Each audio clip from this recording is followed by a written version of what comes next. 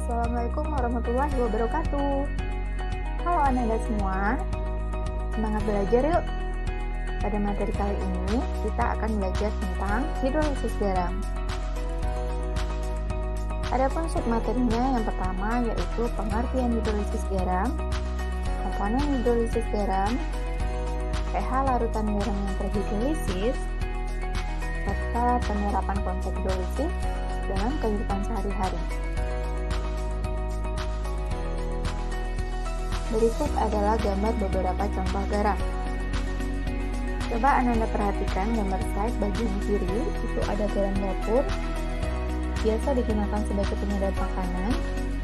Kemudian ada natrium benzoat untuk pengalut makanan. Ada soda kue untuk pengenang kue. Kemudian pada bagian baris bawah, itu ada klorid sebagai desinfektan dan sabun cuci tangan. Dari contoh garam-garam tersebut, ada garam yang bersifat netral, ada garam yang bersifat asam, dan ada juga garam yang bersifat basa. Mengapa demikian? Apa yang menyebabkan perbedaan sifat tersebut? Itulah yang akan kita pelajari kali ini. Hidrolisis garam. Hidrolisis berasal dari kata hidro yang artinya air dan lisis yang artinya penguraian. Sehingga hidrolisis garam dapat diartikan sebagai penguraian garam oleh air atau reaksi garam dengan air yang menghasilkan asam dan basanya kembali.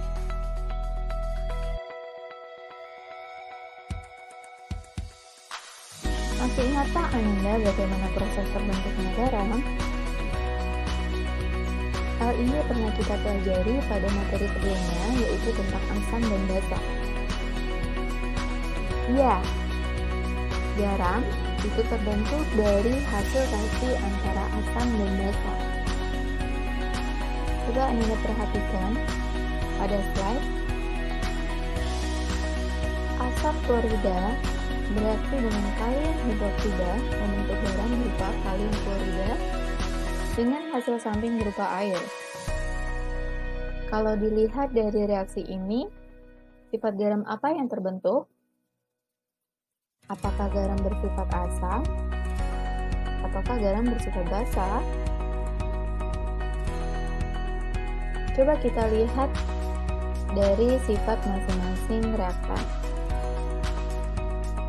Asam klorida merupakan asam kuat, sedangkan kalium hidroksida merupakan basa kuat. Sehingga garam yang terbentuk merupakan garam yang bersifat netral. Kita lanjut ke contoh berikutnya, itu ada asam klorida ditambah dengan NH3 menghasilkan garam berupa amonium klorida.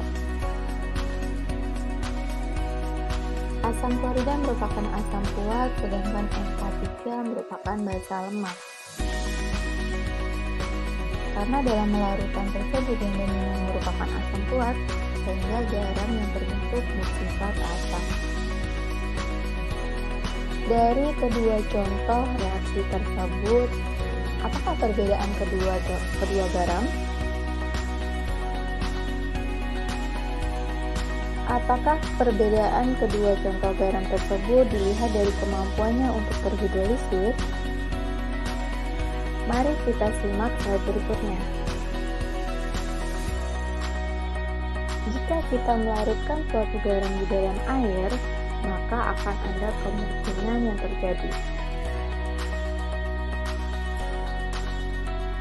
Yang pertama, ion-ion negatif yang berasal dari asam lemak atau ion-ion positif yang berasal dari basa lemak, dia akan bereaksi dengan air. Reaksi ini yang disebut dengan reaksi hidrolisis. Berlangsungnya hidrolisis disebabkan adanya kecenderungan ion-ion tersebut untuk bereaksi dengan air, yaitu dengan cara menarik proton maupun ion OH- untuk membentuk asam atau basa asamnya. Nah, pada hidrolisis garam ini biasanya mempengaruhi pH larutan.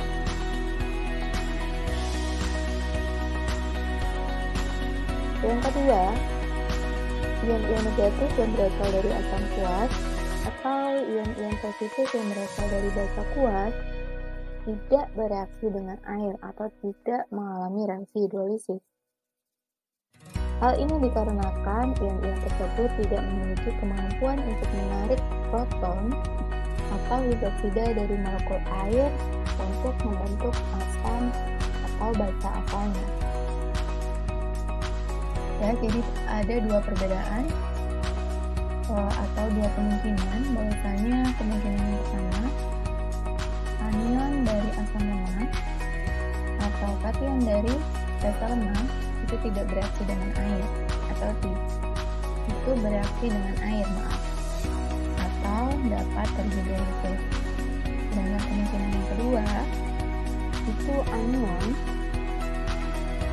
yang berasal dari asam kuat atau kation yang berasal dari basa kuat itu tidak bereaksi dengan air atau tidak mengalami reaksi hidrolisis. Dengan catatan, apabila hanya salah satu yang berupa kationnya saja atau anionnya saja yang bereaksi dengan air, maka prosesnya dinamakan hidrolisis parsial atau hidrolisis sebagian. Sedangkan bila kedua yang tersebut bereaksi dengan air, maka dinamakan hidrolisis total. Dari penjelasan tadi dapat diambil kesimpulan, jenis garam berdasarkan kemampuan hidrolisisnya itu ada 3. Yang pertama yaitu garam yang tidak dapat terhidrolisis. Yang kedua, garam yang terhidrolisis sebagian.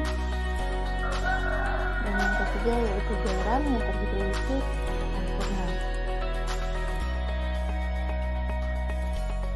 Adapun garam yang tidak dapat terhidrolisis ini berasal dari garam yang berasal dari asam kuat dan basa kuat.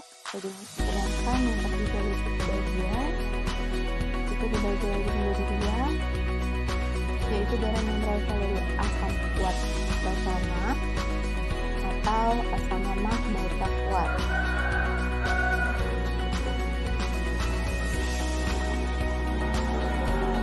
Selanjutnya untuk garam yang terhidrolisis sempurna itu garamnya berasal dari asam lemah basa lemah.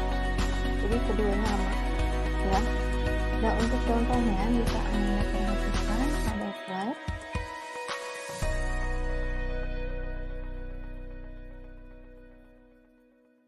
Kemudian kita lanjut ke penjelasan yang pertama, yaitu garam yang berasal dari asam kuat basa lemah. Contoh garam ini yaitu amonium klorida.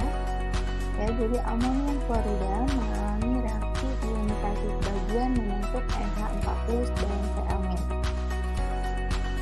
Tadi sudah dikatakan bahwa anion yang berasal dari asam kuat itu dia tidak terhidrolisis atau tidak bereaksi dengan air, sehingga yang bereaksi dengan air hanyalah kation dari basa lemah. Nah, perhatikan reaksinya.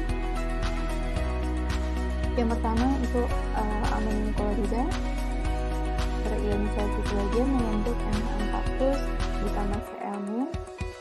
Kemudian NH4+ ini dia bereaksi dengan air, mengalami reaksi ionisasi sebagian membentuk NH4CA ditambah NH+, sehingga reaksi akhirnya yaitu NH4Cl ditambah H2O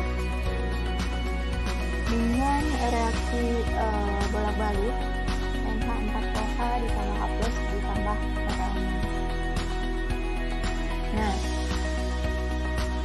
NH4Cl itu berasal dari basa lemah NH3 dan asam fosfat. Garam ini mengalami reaksi hidrolisis parsial atau hidrolisis sebagian.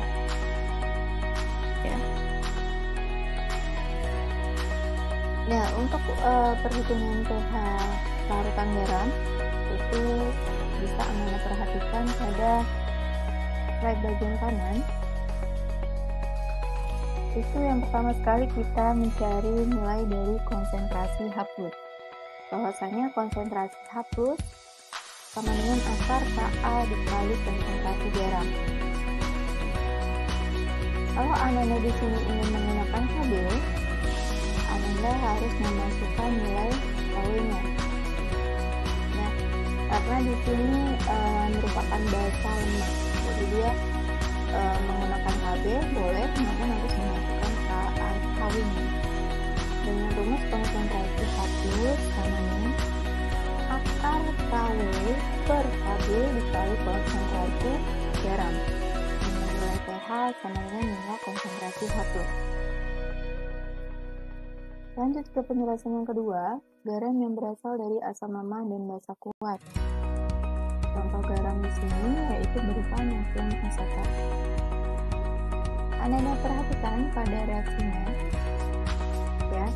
Di sini terdapat kesalahan sedikit, bahwasanya untuk panah bolak-balik itu diletakkan setelah penelitian senyawa natrium asetat, ya.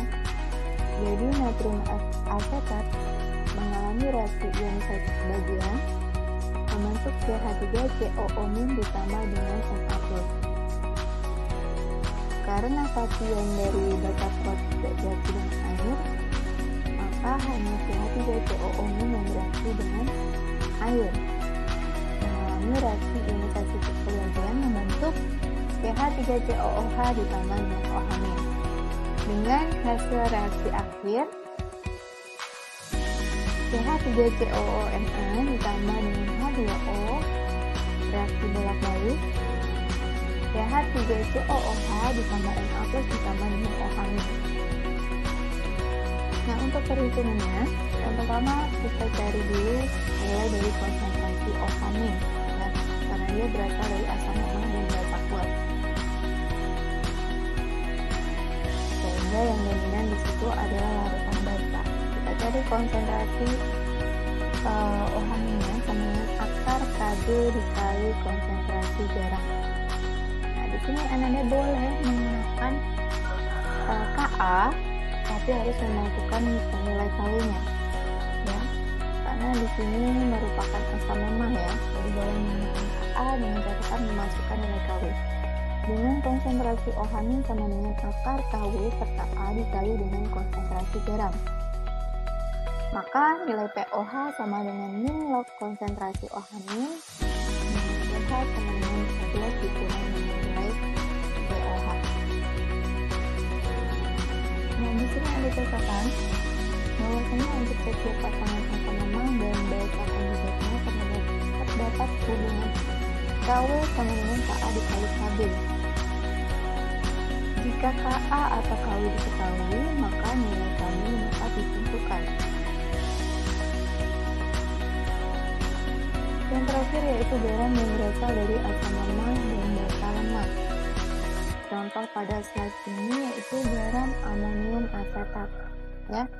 Di sini terdapat kesalahan pada penulisan reaksi, bahwasanya untuk reaksi bolak-balik itu letaknya setelah penulisan amonium asetat, sehingga amonium asetat reaksi mengalami reaksi ionisasi sebagian menghasilkan CH3COO- ditambah dengan NH4+. Karena ini merupakan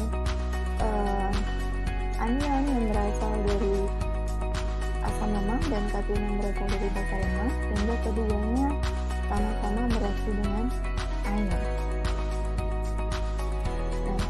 Nah, untuk Ka asam asetat itu harganya sama dengan KbNH3, sehingga jumlah ion OH-nya dan ion H+ yang ada dalam larutan hubungannya sama. Oleh karena itu, larutannya bersifat netral.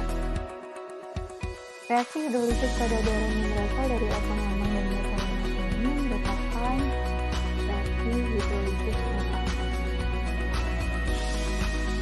Nah, untuk rumus hidrolisis garam bisa Anda lihat pada slide. Di situ terlihat perbedaannya. Untuk kolom pertama itu garam dari asam kuat basa lemah, karena di situ larutan dominan merupakan asam, sehingga yang dicari adalah nilai konsentrasi H+-nya. Ya, kemudian di kolom 2 itu garam yang berasal dari asam lemah basa kuat, sehingga yang dominan dalam larutan merupakan basa, sehingga yang dicari adalah konsentrasi OH-nya. Nah, setelah didapat konsentrasi OH-nya, kemudian kita cari nilai pOH-nya. Baru bisa kita mendapatkan nilai pH-nya dengan cara pH sama dengan min pOH.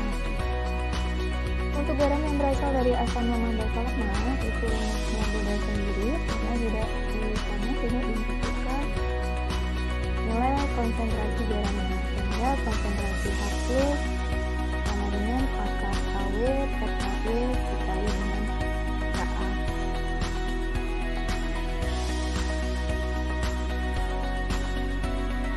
Untuk aplikasi hidrolisis dalam kehidupan sehari-hari, di antaranya yang pertama yaitu sebagai pemutih pakaian. Nah, garam yang terdapat pada pemutih pakaian berupa garam NaOCl yang bersifat basa, sehingga dia mengalami reaksi hidrolisis parsial. Kemudian yang kedua itu penjernihan air. Garam yang digunakan berupa aluminium fosfat. Garam ini dia bersifat netral, ya, karena dia berasal dari asam lemak yang basa lemah, sehingga garam ini dia mengalami reaksi hidrolisis total. Untuk selanjutnya itu sebagai pupuk. Contoh pupuk di sini berupa amonium sulfat. Nah, garam ini dia bersifat asam, sehingga dia mengalami reaksi hidrolisis parsial. Kemudian yang keempat itu ada sebagai pelarutan sabun. Contoh sabun yang digunakan di sini dia mengandung natrium stearat.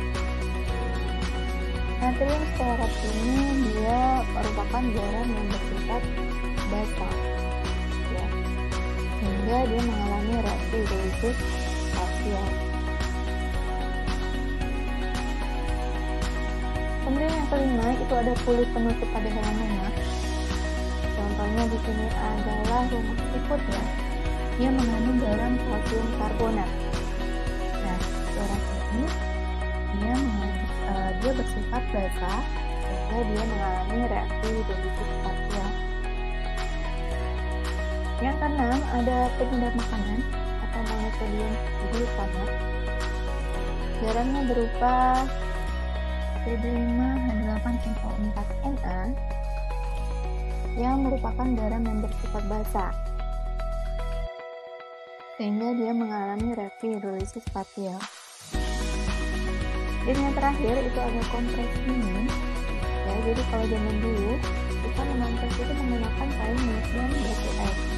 Namun sekarang sudah ada kompres dingin instan, yang mana pada kompres itu dia menggunakan garam amonium nitrat yang bersifat basa, yang bersifat asam, sehingga nantinya dia akan mengalami reaksi hidrolisis parsial. Oke, sekian penjelasan tentang hidrolisis garam. Untuk video selanjutnya yaitu tentang perhitungan atau kalkulasi tentang penentuan pH larutan garam itu pada video selanjutnya. Oke, wassalamualaikum warahmatullahi wabarakatuh.